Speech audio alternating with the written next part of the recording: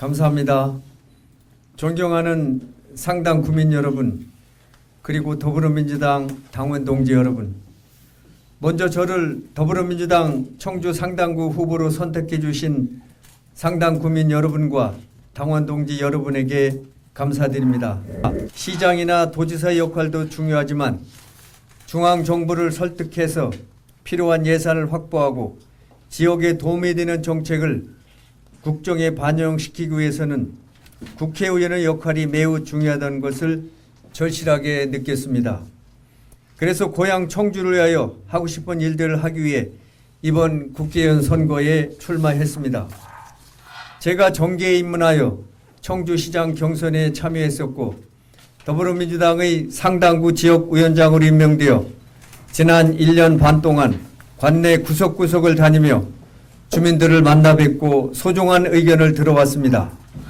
첫째, 상당구에는 택지 개발 등으로 인구 유입이 늘고 있는데 주민들이 건강을 위해 운동을 하거나 문화생활을 즐길 수 있는 시설이 부족합니다.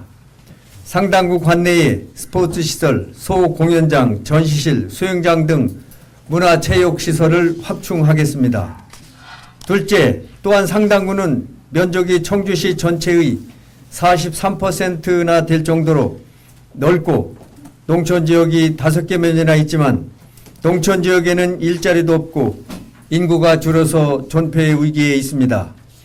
국가 스마트팜 밸리 유치, 21세기형 농촌 시범마을과 친환경 첨단 산업단지 조성 등으로 젊은이들이 농촌으로 들어오게 하여 농촌을 살리고 도농 상생의 구조를 만들겠습니다.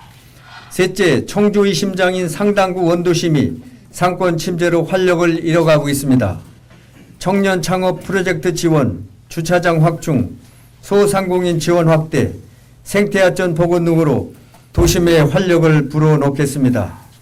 넷째, 그리고 상당구는 인구가 18만 명이나 되지만 다른 3개 구에는 있는 시외버스 터미널이 없습니다. 시외버스 터미널을 위치해서 주민들의 이동 편익을 증진시키겠습니다. 다섯째, 3.1 독립선언 민족대표 33인 가운데 충북 출신은 6분이고 그 가운데 4분이 상당구 출신일 정도로 상당구는 우리나라 독립운동의 성지입니다.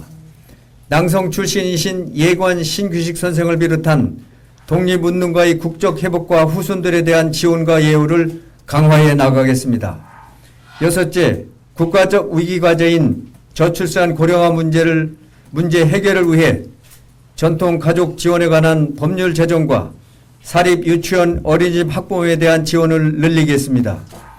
끝으로 차량 중심의 도로를 사람 중심의 도로로 재정립하고 고속도로 주변의 소음과 축산 폐기물 악취와 자원화에도 최대한 노력하겠습니다. 존경하는 상당 구민 여러분, 상당구는 지난 10여 년간 변한 게 별로 없다는 말씀을 많이 들었습니다. 앞서 말씀드린 것 같이 할 일도 많고 분야도 경제, 행정, 복지, 문화, 환경 등 다양합니다. 이렇게 다양한 일들을 제대로 해낼 수 있는 사람이 필요합니다. 저는 중앙부처에서 국정도 다뤄봤고 청주시와 충청도에서 지방행정도 해봤습니다.